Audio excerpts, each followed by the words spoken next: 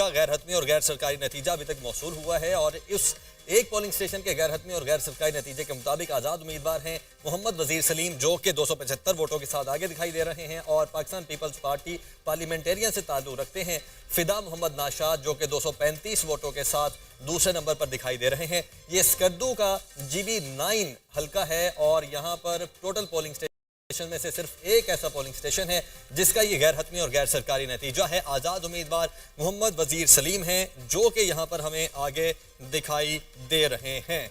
और Pakistan peoples party से ताल्लुक़ रखने वाले 235 वोटों के साथ फिदा मोहम्मद नाशाद दूसरे नंबर पर हैं।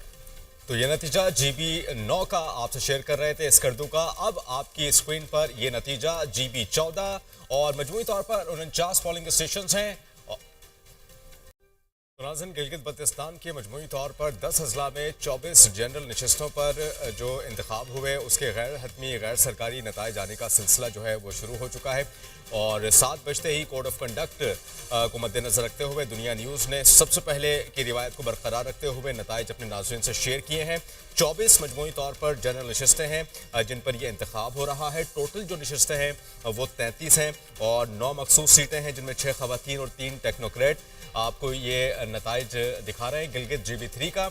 और इसमें पाकिस्तान मुस्लिम लीग नून के डॉक्टर मोहम्मद इकबाल, जिन्होंने 127 वोट हासिल किए हैं और इसके तहत वो आगे